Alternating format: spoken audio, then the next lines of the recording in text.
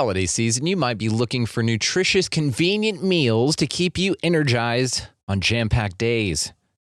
Factor, America's #1 ready-to-eat meal delivery service, can help you fuel up for brekkie, lunch, or dinner with chef-prepared, dietitian-approved, ready-to-eat meals delivered straight to your door. They just drop them at your door, people. You'll save time and eat well. You'll stay on track with your healthy lifestyle while taking all of your holiday to-dos in stride with good meals in the tum-tum. If you're too busy with all this stuff, these meals are easy to get done. They taste great. All you've got to do is head over to factormeals.com/expandingreality50 and use code expandingreality50 to get 50% off. That's code expandingreality50 at factormeals.com/expandingreality50 to get 50% off. I don't have time to keep up with the latest fitness fads and celebrity workouts. I just need a fitness and nutrition plan that actually gets results. Caliber is a top-rated science-based fitness program completely customized to my needs and abilities, designed around my schedule. An expert personal trainer keeps me motivated so I stay consistent and see results.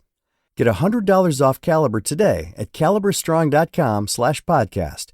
That's caliberstrong.com/podcast. A choice right now, between fear and love. It's just a rock. Out of the dark night of ignorance and into the shining light of truth.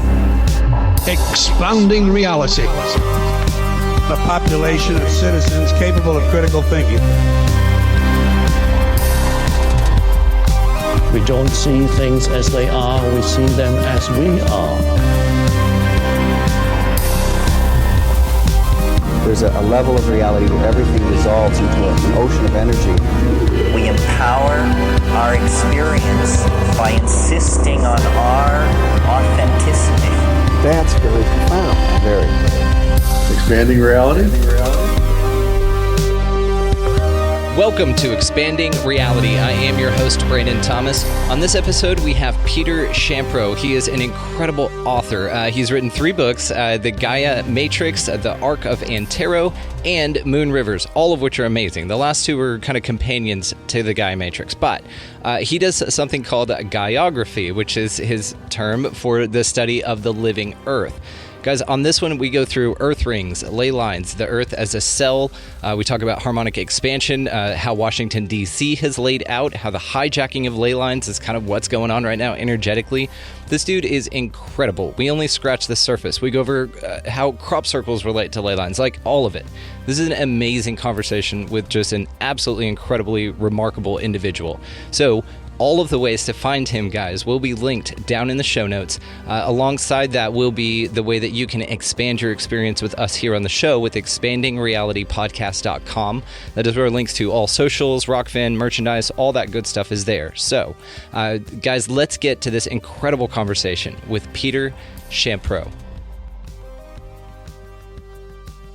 All right, ladies and gentlemen, extremely excited to have the great and powerful Peter Champoux on the show. He is all about gaiagraphy. He is an incredible author, researcher, presenter. You just do the coolest stuff, and I just want to brag on you up top here. So for the audio-only audience, check the links in the show notes for all the ways to find him. For the video audience, this is his book right here, Gaia Matrix. Now, this is amazing, and you have the 2 addendums, as you call them. Now, you sent these to me, signed, absolutely grateful for it. And one thing I did want to point out was how cool and the attention to detail that you put into the experience of the reader. So I'm going to quote from your book here, Moon Rivers, just the introduction right here, just to get us going so that I can show the audience here what I'm talking about. Okay, so this little big book was designed for the 2 halves of the brain. Its left page is devoted to text description of its right page illustrations. The text was kept to a minimum to prompt readers to pursue their own exploration of moon rivers. Now, what's really cool about this is you go on to talk about how the Earth is a spirit, just like ourselves, and I love this. So here it is in the book. Left side, writing, right side. These incredible maps, and the way that you walk us through this, look at that. Another small detail that you didn't point out, but that I definitely noticed was on the left side, the title of the book, Moon Rivers, is written correctly on the right side, putting it into your right side brain for creativity. It's written backwards. So it is a nice little touch. It's all these little things. Now, this is riddled with absolutely fascinating information, all of your books. But I just wanted to point out for the listeners the attention to detail that you have in presenting the information and the real thought out process that you went through just to create this narrative. It's unbelievably detailed, unbelievably well crafted. So I'm going to get out of your way. I just wanted to say that up top and let you introduce yourself here, that is something I noticed with your work, and I'm absolutely impressed. Again, guys, all the ways to find this will be linked in the show notes. Make sure that you check these out. This is just something you want to have because it's fascinating. So, Peter Champoux, tell us a little bit about you, my friend. Hey, thanks, Brandon. Thanks for having me on the show. It's been a 30-year adventure, coming to this information that I present to the world, and it's not static. It's still growing. It's still evolving. We still have more information that's coming in and changing every day. More details coming together. This was probably a lifelong study, I guess. That kind of sprung from my name, which it's a funny name, Peter meaning rock, and Champoux, which is a French word that means of the field. So when I was a kid, what am I going to do with my life? And it's like, rock of the field. So I started looking for rocks in the field and found Stonehenge. And then I found Lei Lines and the work of John Michel. And then I started to pursue similar studies in New England. I had a idea that, if there's something in England that's a ley line, there has to be something in New England that's a ley line, or all over the world. Although the English don't really, they say only ley lines exist in England. So out of respect to the English, I changed the name to Lei, L-E-I, in honor of Pele, because many of these ley lines that I bring to the knowledge of the world are punctuated by volcanoes, extinct volcanoes. So this is all about rock and the lithosphere. People often ask me where I got this information from and where it comes from, and where do I come from? Yes, this kind of thing. And my parents often ask me that. Where did you come from? You're not like us. But I spent 25 years as a stonemason and in construction business, and in that job, I got the opportunity to split a lot of granite boulders open. And in retrospect, I've learned from Dr. Steiner that Rudolf Steiner. He said every time you crack a rock open, it releases a gnome of knowledge. So I think in those 25 years, just cracking those rocks and getting that chi energy that gets released every time you split a boulder in two, it kind of came into my body, and this knowledge of the lithosphere came into my body. I mean, I don't know where it came from, but that seemed like a logical choice since I spent so much time. But I was very much into creating sacred space. I wanted to create temples, but cathedral building is kind of down on the priority these days. So I expanded that premise that you find in the sacred cathedrals, the sacred geometry of cathedrals, and thought that perhaps such sacred geometry, sacred geometry is essentially the geometry of nature, that this would also be replicated in the lithosphere. So I started looking, and I finally found a geometry in '93, which I called Arcome. It was something that just came through, when I kind of came up with this really complex but simple, geometric in New England. And I thought, great, that's it. Great. I found it. I thought that was the end of the study. Oh no. 30 years later, yeah. It's turned into a global study.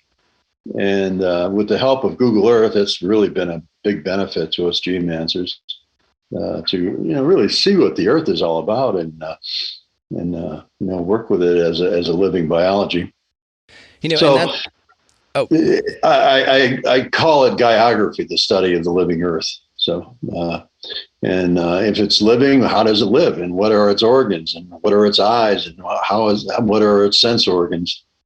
So I'm feeling that's what I've discovered here is the body of the Earth, and I've made a lot of speculations about what it might be, and but it's it's a discovery, like an elephant in a dark room.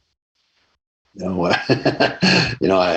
know that's an ear, or it's something around, but we need many more people to get involved with this in order to find the utility of these rings. I have a feeling that this is a segue into a symbiotic relationship with our planet. Right now, we live as parasites. Yep. And we need to get out of that relationship with our planet if we're to survive. Every 20, 30,000 years, some environmental catastrophe destroys civilization, and then we have to start all over again. The only way to really attain, a durable and lasting civilization and a true advancement in spiritual consciousness, we need to be able to drive this planet and symbiotically, and where's the wheel? How do you steer it? How do you work with this planet as a biology? I call it an Earth cell. So we're working with an Earth cell. And I want to get into the. Let me stop talking for a minute. No. You're fine. I wanted to touch on it because you say so many fascinating things, man. So I like the Earth cell idea because I have heard a gentleman present some information that stated that literally it's a cell. He broke out like the mitochondria and he showed the layers and when you split it open in this relationship that we have to the planet. And yes, we have been more parasitic. Now, the question I wanted to ask you, just from your position and your point of view and your observation, do you think that whenever these cataclysms that restart civilization, because a lot of ancient texts talk about this, the Hopi, have talked about we're in our fifth iteration of Earth here. Also with the Vedic texts, with the Yuga cycles, Mayans, of course, knew about these long cycles. We talk about precession of the equinox and these long things. These cataclysms do seem to come about when we go through certain points of time, and it resets everything here. Now, I've heard some fascinating stuff about like mountains that used to be gigantic people and giants, and like Devil's Tower being a huge tree, and that, they found this huge root system underneath it, and that was from the restart of one of these cataclysmic events that kind of just resets everything here. Now, do you think, number one, that that's what's going on and that we just go through this and that this cycle happens and humanity just has a shot, or whatever creatures are here have a shot, a window of time in which the next one occurs? And with the Earth, it may be like a speed dating thing, where it's like, okay, well, we have our time here, and then the bell goes off via a cataclysm, and then somebody else gets to try their hand with Gaia to see if they can figure it out. Maybe and to what you're saying, maybe that's it. You just have to be the species that figures out how to live in harmony with Earth and therefore get through one of those to keep moving forward. Know that you're not battling the Earth, that you're in it together. Absolutely. I couldn't agree more. We are on the verge of that now. The solar physicists and galactic scientists and such are speak of this galactic sheet that is like this undulating form that comes out of the sun. And every 12,000 years, we pass through this highly charged photonic belt. Sheet that, and that there's this increase in light that happens, and it's during these periods that these cataclysms take place because there's this increase of energy going into the Earth core. There needs to be an adjustment. Often it's either a subtle adjustment or a complete pole shift, but the magnetic field changes because of this increase of electricity. And because of that increase, it recharges the field of the planet. And, this is in geologic record, and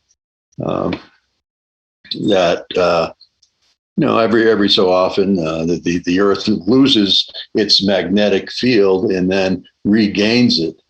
And when that happens, that's kind of like a golden age. And I think right after the big shift, you have this highly charged planet, and that's when these ley lines, these ancient ley lines, were kind of online then. Transmitting these energies across the planet, but all that shifted, and the ley line system was abandoned for some reason, and it seems as though it lost its charge or lost its purpose. Do you think that people have specifically put like Masonic temples and stuff onto ley lines, not only to appropriate their power, but also to block it from being useful to only them, other than only them? Oh yeah, sure. There's always in this pyramidal worldview, there's always someone trying to take control. And the Masons indeed tried to do that here in this country. They were the one, where over in Europe and South America, the churches took over the sacred sites. Here in America, the Masons were more tuned into that from the knowledge they had from the Templars and such. And, it was an altruistic thing to try to create a civilization, a Western civilization, out of a howling wilderness. Yeah. Or they came over and took over a bunch of buildings from a civilization that was already here that ended via a cataclysm, and we call that Tartaria. Have you heard of this yet? Tartaria and the mud flood idea? Yeah, I've heard of Tartaria. Oh, it's so much fun. Yeah, it is, And there's a lot of things from the past, and it's interesting. It would be interesting to know how they failed in order to better figure out how we can succeed. But I'm more of a futurist than looking at the past. And they're tools, they're known systems. Let's use them to preserve the planet, to preserve life. To enhance life, so. I love it. And, and the work that you do, it maps out these areas for us to discover, and the way in which you correlate all of these spots, man. And the work that you've done, again, is just fascinating. Guys, check the show notes for all the ways to get his stuff. And so when you were going through this process, what role do you think that the ley lines play in our future? Well, the ley lines are part of the meridians of the planet. A lot like we're made in the image and likeness of the Earth. Our eyeball. If you look at our eyeball here, I don't know how bloodshot my eyes are right now, but that's the geometry of the Earth in our own eyes, right? And but so our entire body is a product of the planet. We can't live on Mars. Elon's just a nut to be thinking that we can move out there. We need the Schumann resonance. What are we going to walk around with a battery pack with our Schumann resonance? We need all these things. Well, I can put your mind at ease on that. I think what he's wanting to do is make everybody get the Neuralink thing, right? And who was it? Matt Landman and I were talking about this. He's the director of Frankenstein. You would love that movie. So we were talking about this, and it's actually going to be a chip in your head to make you think that you go to Mars, but you don't physically go there. And you pay like hundreds of thousands of dollars because it's required to get that chip, right? Because you have to do it. It's like a wristband, it's so we can keep you safe. And then it just, you do total recall is all that's happening. And you're just in a warehouse in, Saratoga somewhere. And that's it. Right.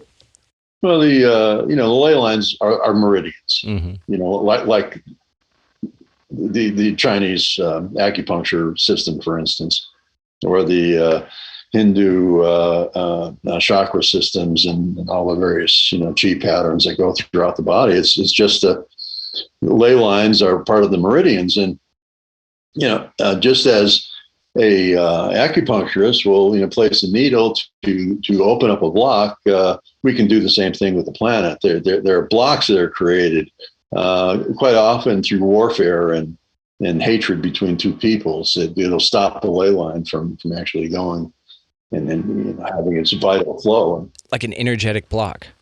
like in Yes. high intense areas of war or conflict. That is fascinating. Yeah, so actually, dowsers I've known have done peace walks through war zones, and they were following ley lines.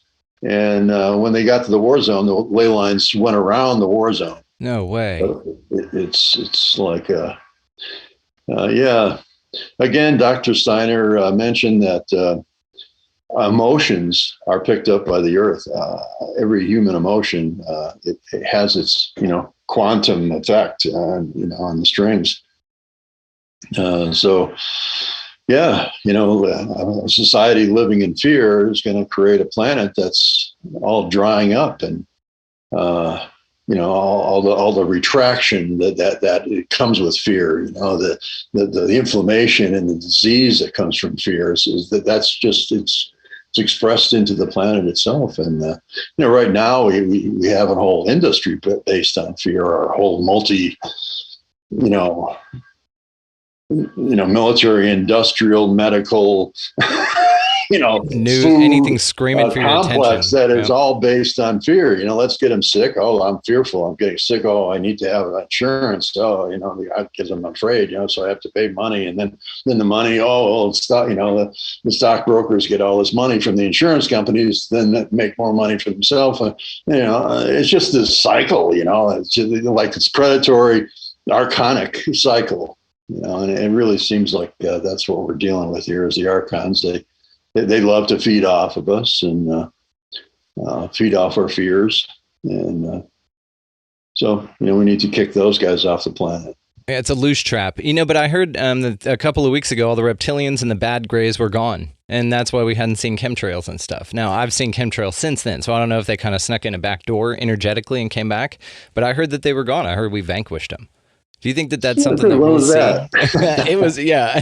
Well, it was it was one of these silly videos that came out, and several people said it. So they were intuitive mediums, or claiming to be, that said that they could see higher dimensions, and that it was good news, this just in kind of thing, that the reptilians were gone. We won the galactic war. We kicked them out. Great. And so it's just these old habits that we have to let go of. Yeah, it's a little aftershocks, of negativity, and we just got to straighten everything out. But I think this is what's happening right now. When you talk about harmonic expansion and how the planet resonates at certain frequencies and how that's been expanding, and we've talked about perhaps it's because of the Earth or this plane or whatever moving physically into more energetic streams of higher consciousness physically.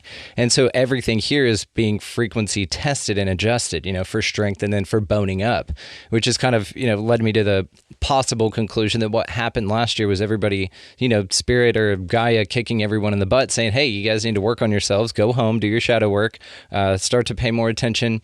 That's when the model psychologically broke down. I mean, that's all it took, right? For everybody to realize that trading your, time for money is a bullshit model, and that we're all just over this. And that's crazy, but it's all based on energies. Yeah, I think that was the whole thing of the chemtrails, was to block the light out. Yeah, the light counts. I mean, as a kid, growing up in the 50s, the sun was orange, You look at it now, and it's this titanium white. Yes, I was going to ask you about this. Yes, that is, to me, that like any kind of low frequency entities, like the draconians or something, you couldn't handle that kind of light. It's but us, we're our body is able to withstand tremendous amounts of radiation. There's this postulation that was made that, based on Bible and all these things, that there was an ice canopy above the planet prior to the Great Flood that was mentioned in world mythologies. Mm-hmm. And this ice canopy created a protective layer. And within that layer, you're free of the radiation, and you could actually grow megafauna and megaflora and have giants as well. And when that canopy fell, we had people were living prior to this fall, they were living to 1,000 years old. And then after Noah, everybody was like 70, and David was 70. And so I think there was because of this radiation, the giants couldn't handle the light anymore. So that their culture just like waned, and finally, they just got ill and, lost their power and were, chased to the grave by the locals. But right now, the remnant of those giants we have as the forest people out, Sasquatch and Bigfoot and all those folks. They're the remnant of that civilization. They only come out at night. You don't really, they avoid that radiation. And you look at them and they look like they're, got some kind of radiation sickness going on too. Yeah, look unsightly, a little disheveled. Right. So let me ask you this, because I'm just curious about this. So we'll just say it. Have you done ley lines on a flat Earth map to see what that looked like? Well, any flat Earth map is based on a Mercator projection. So yeah, I have done that. Yeah, to where it's all laid out, and then you still have all the geometric. I wonder if it'd make like a flower life or something like that when laid out in that way, and not specifically isolated to areas presented to be on a round spherical ball. Well, the flower of life might. Even going from the North Pole. It's too regular to be an organic grid. Okay. We like to, as the rational mind, we like to have things fit in nice, neat boxes. But, there's been a lot of conversation about, the Earth grid. The ancient aliens have really publicized this thing as the Earth grid is this dodecahedral kind of flower of life matrix that kind of like looks like a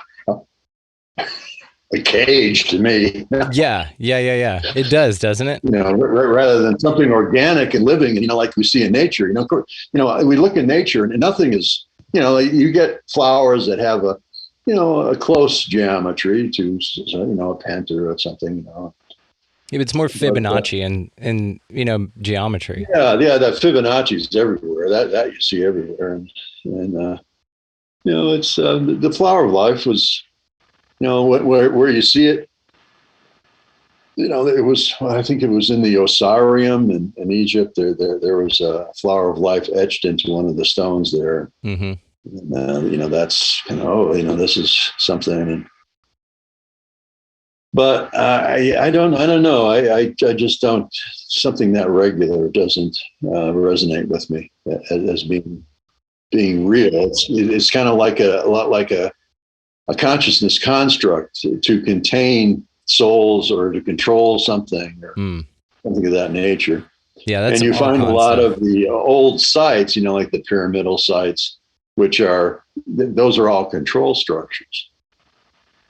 So locked into, so they intentionally put these pyramids around to lock in this kind of matrix of control. And, so we need to break out of that prison. And that's the thing. Maybe they know this. And so eventually, before this global cataclysm that perhaps comes around, maybe there's some knowledge that's passed down, or some people that go underground and then come out, like, again, the Hopi, that survive these cataclysms, and then they retain a little bit of information. But also, if they were like the baddies or the people that weren't out for really altruistic ideas, then they would pass along a system like what we look around and see now. It's very against natural law. It's very unauthentic. It's real distracting from you really discovering who you really are. And not only that, you get started from behind the starting line, right? And so maybe when these cataclysms come through and they physically scour the earth, they knock all of these impedances on the grid that were placed there to intentionally impede them. And then there's this new wisdom of knowledge that's built with the people that come back out or survive that. And then perhaps, again, they just start plunking these things down, and then you go through this entropy, which is what we kind of find ourselves with now, with this natural degradation of, everything authentic to who you really are as a spiritual being having a human experience, Yeah,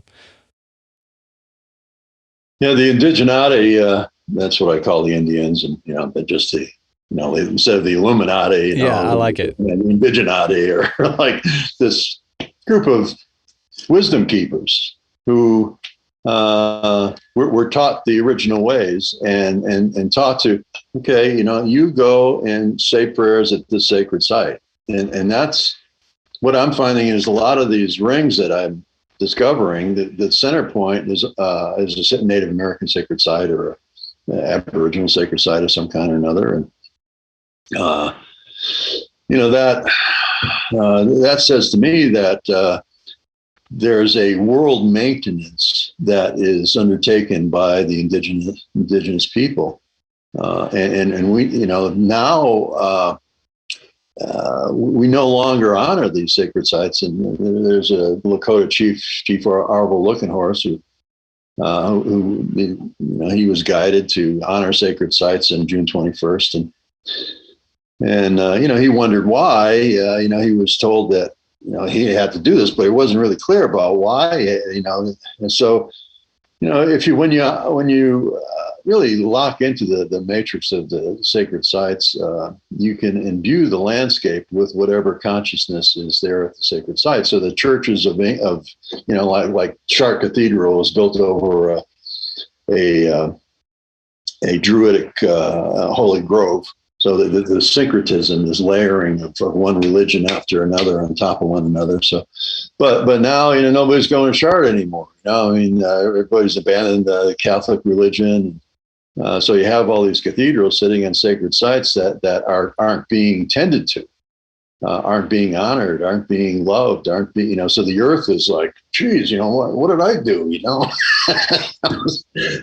Just the thought of that, man, that people have to put emotional maintenance into it and spiritual maintenance into something. And it's beautiful. The word maintenance, it makes so much sense. It's like you working on an oil rig or something and you have these things set up to be a part of a system. And if you abandon them and you stop, turning the dials or making sure that everything, the barnacles are scrubbed off, you don't do physical maintenance to it, then the structure becomes useless. And not only that, it becomes an issue, right? And man, that's a fascinating concept.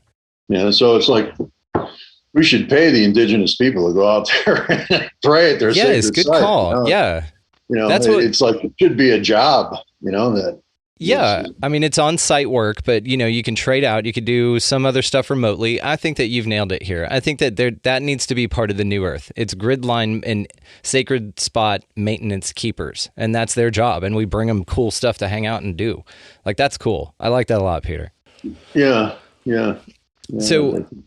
I wanted to ask you about some of your work specifically. So take me through part of your ley line concept, because something interesting also I wanted to point out to your work, just an idea that I had I wanted to bounce off of you, because you're the right guy to ask this. So we talked about the shapes found in nature, and you touched on it already, which is great because it's something I wanted to ask you. So the circle is considered extremely sacred to the ancients, but from my observation, besides like a few centers of flowers, like we'd already touched on, but if you zoom in real close, it's not perfect. Your eyes and the sun and the moon were the only things of that consistency on the planet Earth found really out in nature. Trees, rocks, stuff doesn't generally grow like that. So it seems like the circle perhaps was very sacred to them because it was found in the only sacred thing. It was only found in sacred things, meaning the eyes of creatures and the heavens above being the sun that's the giver of life, and then the moon as well, which was revered. Nice. So it's an idea I had when I was reading your work. I just wanted to see if there was anything possibly in your mind to that.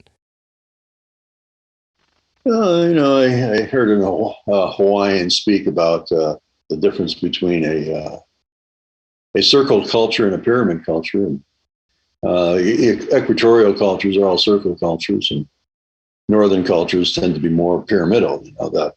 You need to organize in order to get through the winter. You got to have that top-down kind of organization, but it's kind of gotten out of hand. And it puts this idea that, in a pyramidal culture, the Lord is above you, and everything you do has to be filtered through that Lord. In a circle culture, you're in this relationship to the seven sacred directions, and Creator is within. So. Having that relationship is, I think it's critical to planetary maintenance. Uh, and ask the question again. No, it's fine. You nailed it with that. We're just going to stop you there because it's a beautiful way to put it. I mean, and I never thought of thinking it geographically like that, but of course you would, and you'd have a really dope way of telling us about it because yes, man, if you think about it, equatorial countries, yes, they do have warmer climates, more abundance generally, right? Depending on temperate zones and things like that. But in the colder parts, yes, it is much more structured to survive harsher, more winter temperatures. And so, yes, there is a perturbance of even the psychology of those peoples that inhabit the areas where that is a necessity, where that's a thing you got to pay attention to. But with the circle culture thing and being immersed in it, you look at this across that area of the world. That is a brilliant observation. So no, I'm not going to re-ask it because you answered it in a way better way than the question was even posed. Well, we were talking about awesome. Ley lines and my process of ley lines. Awesome. And, and what you said about coming in and appropriating old temples and sacred sites, this is fascinating too, because one that comes to mind, man, is Baalbek with those gigantic stone foundations that they had that they don't know how the hell that happened. But I believe Romans came in and built over the top of it. Greeks or Romans, I can't remember. But they built a complex on top of it, but it was already there. And we do see this with Catholic churches, some interesting ones that are just out there in the middle of nowhere, generally over artesian rivers or aquifers or things like that, because there's energy there. And ancient people and geomancers know this. So tell me, what got you specifically interested in geomancy specifically?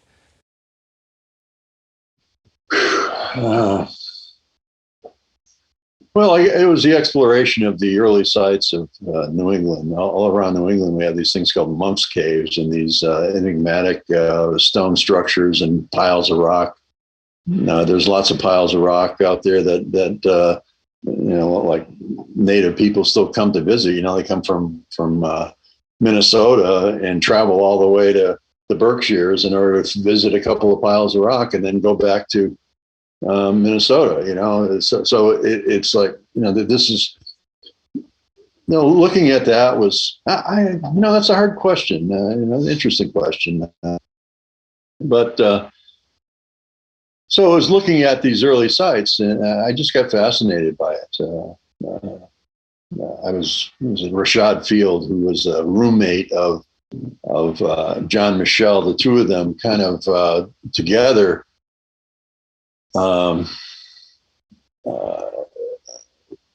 awakened modern geomancy. And I was just, fascinated by it. I don't know. It might have been something because I where I grew up. I don't know. And your name. I mean, why do we do what we do? It's really a good question. But there's just an impulse, I think, within a soul to do something. And ley lines were a segue into where I went. And I was looking for these straight tracks, and I felt as though there was this great power involved with it, and that it could benefit the world. I mean, that's kind of always been my head on this, and why I continue. I've tried to give it up a few times, but whenever I give it up, I kind of go right to where I should be next. But to start plotting a new map, it just takes you where you need to be next. Yeah, it's just something that I, as a rock in a field, I want to understand it. I want to understand how a cathedral operated. And the ley lines coming into a cathedral and the water lines and aquastats and all these various earth energy forms. My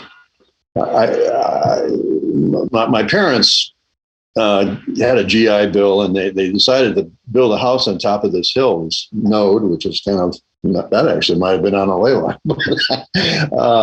They blasted all this rock out of the hole. So they called me Peter out of, in honor of the rock that their foundation was. But within that rock, there was this, it was a Triassic era shale in the Connecticut River Valley that was loaded with dinosaur footprints. So from the age, 0, I've been kind of like exposed to this idea that the earth is living. There's this footprint, it looks like a chicken, or whatever, a big chicken in the rock. It's just this idea of this living thing, and how, so yeah, I just kept on going. And how is it alive? How is rock alive? I always loved rock. I tried to be a photographer for a while, but I found myself taking pictures of rocks all the time. So It's what you love. You do what you love, and it's a really, really cool thing, man. Yeah. So I wanted to ask you about the Champoux effect. Will you tell us about that? Well, that came to me after a Gridmasters meeting out in Grand Tetons. I came back after the flight and, sitting there in bed and like all these rings are everywhere, or like this bubbling, like this bubbling form. The whole lithosphere has all these rings, and it looks. When you look at it, the way they kind of interpenetrate and move together, they're like bubbles. So, like shampoo, it's like this joke about me, my name and everything, and being teased all my life about it, and people not being able to understand how to say it. Well, the joke's on them because you have a wonderful head of hair, so that you should have just gone with it. Yeah. Mm-hmm. So that's, it's kind of like this effect that the Earth tends to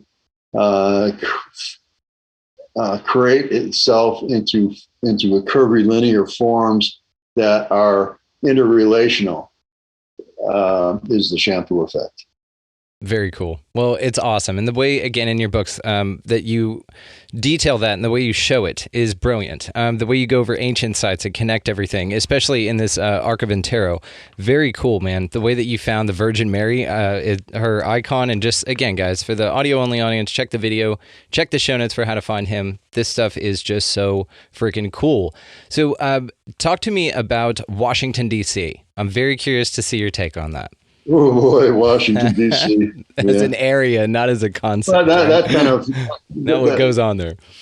That's that's part of the ley line conversation, of course. Yeah. It's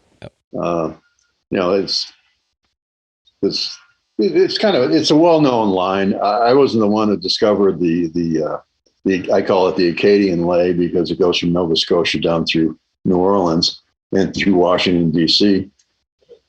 But it's been noticed, and I think the Masons knew about it because they seem to have worked the cities based on this ley line that goes through Washington D.C.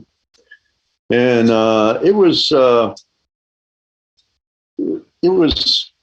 was a lot of conversation around where should the capital be when the country first got going, in New York or Philadelphia or somewhere else. And Uncle George there, he decided to put it where it is, Washington, D.C., in this malaria-infested swamp. And so they built the city. But when where he placed that was right on this ley line. Okay, the diamond that was laid out by a Moorish astronomer. There wasn't anybody in this country that knew how to lay out such a large diamond shape. Washington, D.C. and Arlington County created the Washington Diamond, if you will, Arlington County, Virginia. And at the center of that is where that ley line goes right through. So the whole city was laid out so that it would be in resonant frequency with the other cities along this ley, so simply it's Boston, New Haven, New York City. These are all dead straight line right down the coast. New York City, Trenton, Philadelphia, Baltimore, Washington, D.C., Atlanta, Georgia. And then, if you continue the line out, it goes right to Teotihuacan in Mexico City. And if you go the other way, it goes across the pond and over into the Middle East and kind of zeroes out where the Canaanites were over there sacrificing kids to the god Moloch. Yeah. The whole Baal worship and all that business. So, we have this ley line that, connects Western civilization, connects America with Western civilization. It goes right through Troy, for instance, ancient Troy, Helen of Troy and all that. Goes through Gallipoli, where it's a great battle. It goes through Kosovo, where this great battle was. All these sites of tremendous human sacrifice. Battle of the Bulge, Waterloo. Yeah, Gettysburg. It's just the stuff on this line is just scary. But it comes over here. It transmits that energy over this way, and so Washington D.C. is part of all that. And the other piece there is that it's on the 77th parallel. So being Masons, it's a 77. So it's not the parallel meridian. So it's the north-south meridian. So there's this thing called tellurics. So you got these ley lines that tend to go at an angle across a telluric line, and then the telluric lines are north-south. And that's the magnetic field. It kind of the telluric lines are about a yard underneath the ground and travel all the way around the planet. And it's part of the magnetic field, just how it interfaces with the crust. But where latitudes, equator and such are frequential, in that. Zero is the equator, and it's tropical, and 55 where Stonehenge is cold, So and 42nd degree parallel, 42nd north is, you find a lot of empires on it because there's this.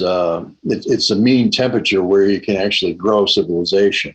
And so empires can thrive along that meridian. So it's like an environmental thing. But the north-south stuff is all like a longitude of 77 is referencing England. So 0 point prime, the prime meridian. So it is set in Greenwich, England, and that sets time. It is a frequency. It's oscillation to entrain time, to prime time with a certain frequency, the English frequency. And so that time, which, we're having trouble with our change of time and everything, all these different time zones. So 77th parallel, longitude, the meridian is called,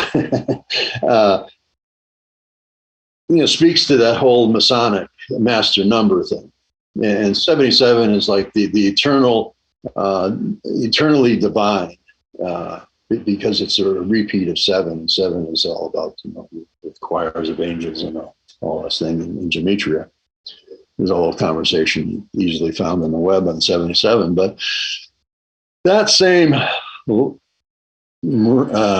meridian, 77 west, when you take it due north, it goes up to where the Iroquois Confederacy Central Fire was, and that's where the whole idea of American Confederacy came from, the American Republic, or whatever it is. What was designed after the Iroquois Confederacy.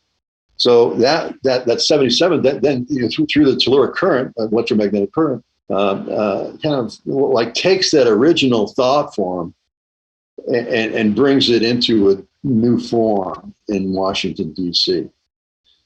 So then you have these two crossings, two lines crossing. But so 77th, if you follow that, 3 Mile Island is on it, Hershey, Pennsylvania is on it. We find a lot of things associated with drugs like coffee and rum in Jamaica, cocaine in Cali, Colombia, and all that are all on the 77th parallel. So there's this frequency, the entrainment that's happened over the centuries of sex, drugs, and rock and roll, and so that's kind of what our culture has become. And so in this entrainment of 77, but the problem is that the U.S. government was designed without the grandmothers. The Confederacy worked, the Iroquois Confederacy worked because there was a council of grandmothers that would say yes or no to go to war or do whatever. it was always done with the consciousness of the seventh generation. How can we help our kids 7 generations from now?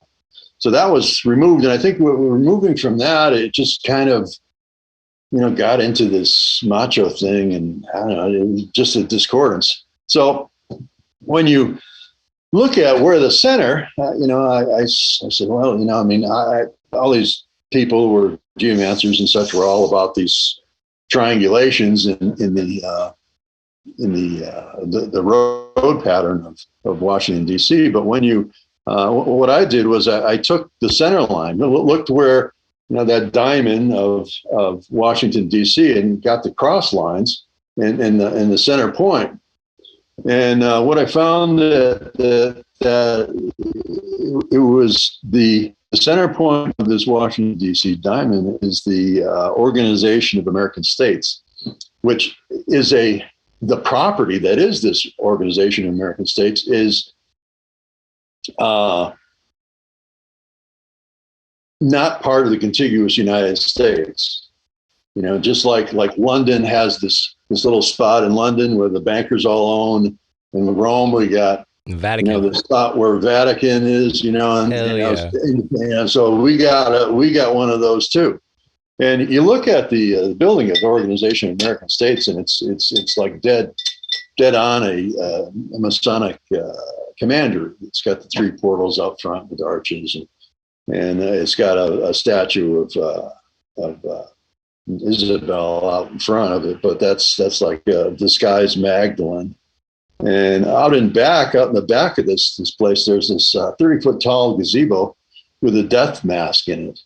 Just this wooden death mask, and the entire all the soffit of the building, it's all full of all these magical symbols, Hopi and Indian, all these from all over the North and South America. This organization was first started. It was kind of like the prelude to the United Nations, the Organization of American States. But right there in front of this death statue is this other statue of this guy called Xochipelli. He was a Aztec god of sex, drugs, and rock and roll. It's like the ball players. It was the patron saint of ball players. Runs with debauchery. Debauchery, and every time Xochipelli is depicted, he's shown with all these psychedelic plants. So it's so we have this god of death in the center of our energetic form, as a country. That's like attenuating it. And when you draw lines, like you look at the Pentagon, for instance, and it has, any pent has an arrow to it, and so you follow. There's one particular arrow that points right to the West Wing. And this West Wing line goes right through Xochipelli. So it's in the Organization of American States. So there's this filter that and this connection between war, you get the picture of this war and the Xochipelli thing sounds interesting because, yes, even though it is a god of death, the fact that it's associated with psychedelics makes me more optimistic. Because in my mind, when I think psychedelics equivalent to death, I think ego death. So it's actually a very beneficial thing. So perhaps it's encoded symbolism to actually liberate us from ourselves, which is what the death is all about. It's all very personal, and not as nefarious, even though it's wrapped up in mysticism, perhaps with the psychedelic component to it. It would allude to those initiated that it was really just more of an ego death kind of a thing, which is in turn beneficial. Yeah, it could be that.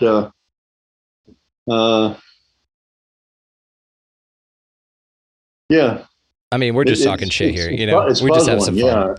Yeah. And it's because I lately have been kind of zooming out, and I've said this quite a bit on the show, but I've been zooming out a lot, and so I see the dark and the light and the bad and the good and all that stuff being one and the same thing, and that we're all the same stuff, but the dark parts are to make us uncomfortable, to push us into spiritual enlightenment, so they play a very necessary role here for all of us, and to abolish them completely won't happen until all of us reach some sort of ubiquitous spiritual maturity to where it's not necessary, right, to exist. So whenever I hear of evil things and Masonic stuff, and I just picture like actors, right, like the negative guy, the bad guy is just playing a role, but you go to watch the movie for that interaction, and it's necessary and beneficial for the story.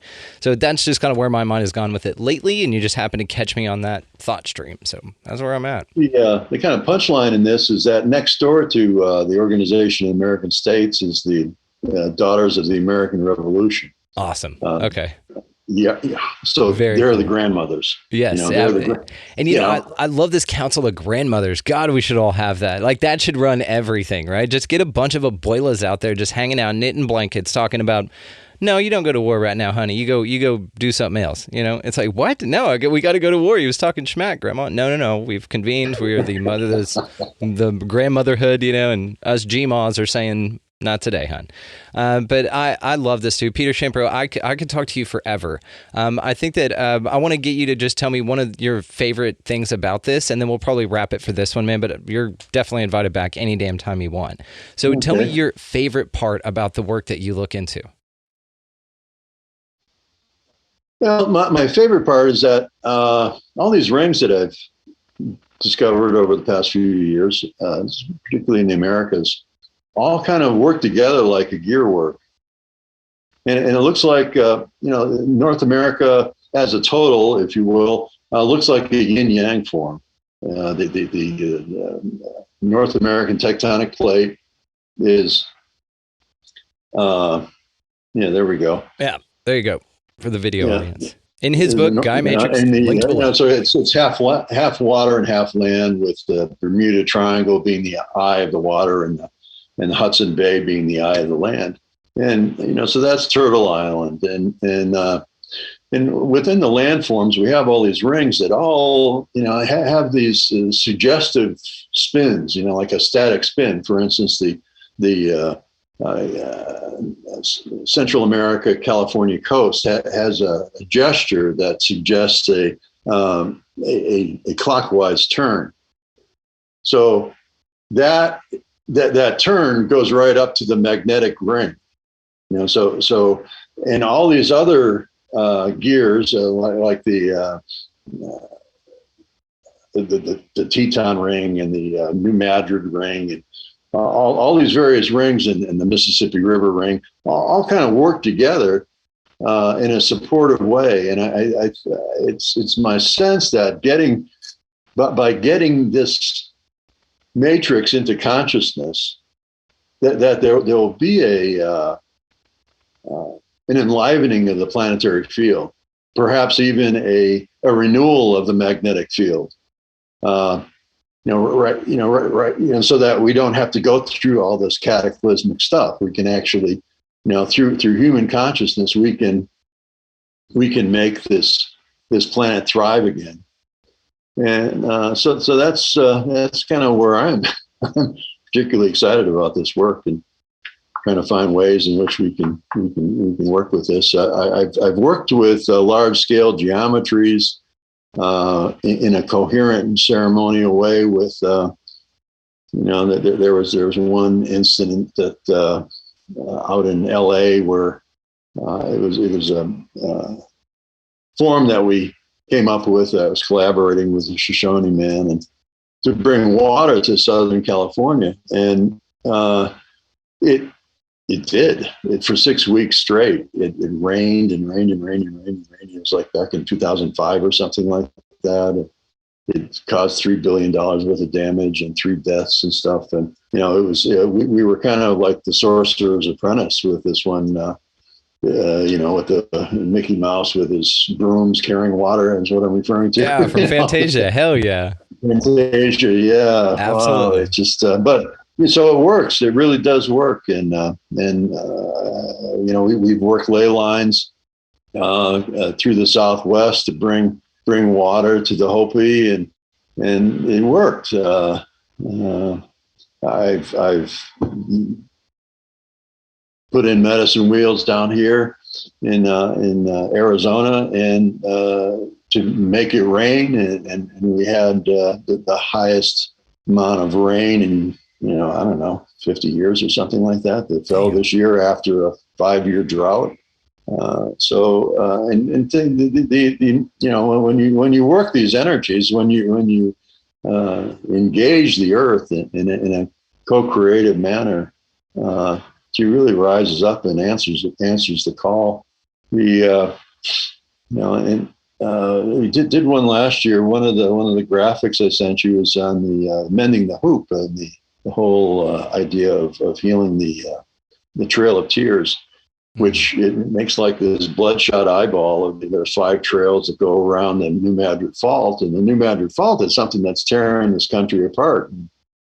So we did a healing ceremony last year on the equinox, and with a whole group of people. It was just like a Zoom thing, just a consciousness thing, focusing on this ring of 9 sites in Chicago and Asheville and Serpent Mound and New Orleans, and kind of creating this ring. And over the next month, we had 2 hurricanes that came right to shore, went right to New Madrid, Pluton, and took a left or took a right, or this kind of thing. Just dodged it. Yeah, so it's like water. The earth sends water to purify things. It's like a war zone continues to have the frequency of war until it's washed over. So this purification of water was, I guess, necessary, and the earth responded and sent it our way. So I was happy. My first memory as a 3-year-old was of a hurricane. So nice. I've always loved them.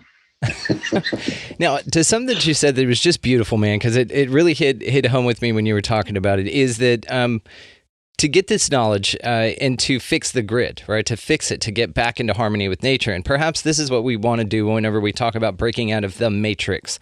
The matrix is just a physical representation of us talking about how unauthentic the system is that's here, that keeps us from nature, that goes against natural law. And we talk about this a lot. But what I like about your perspective is not to just unplug and bail on it. When we talk about exiting the simulation or exiting the matrix, we think about leaving all this crap behind and going to somewhere better.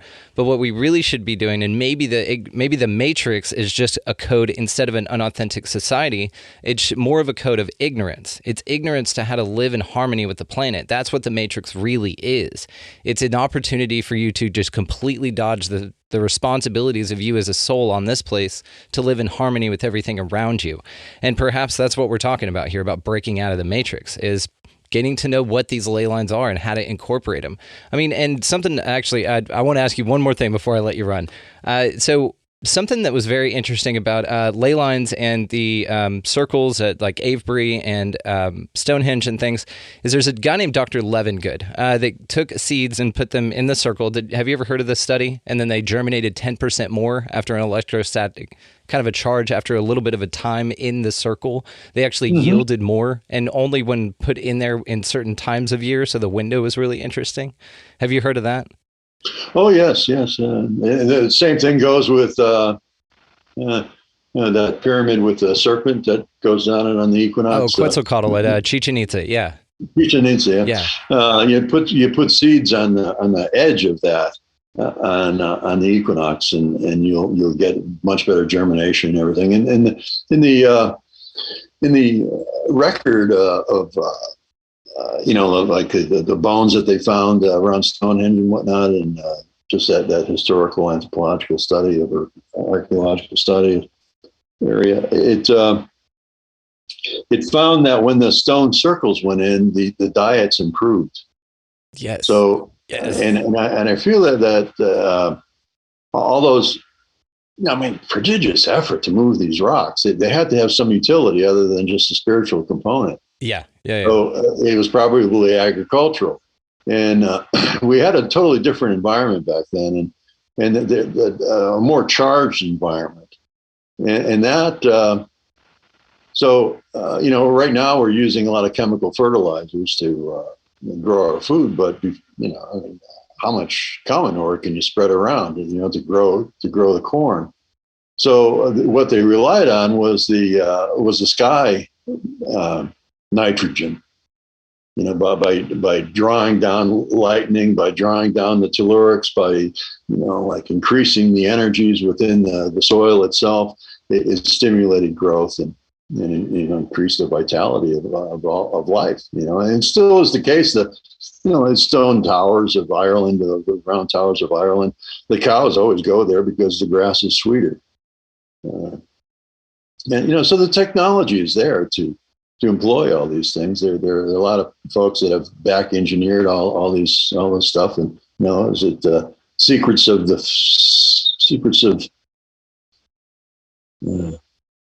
plants? No. Secrets of the field. No, I can't remember.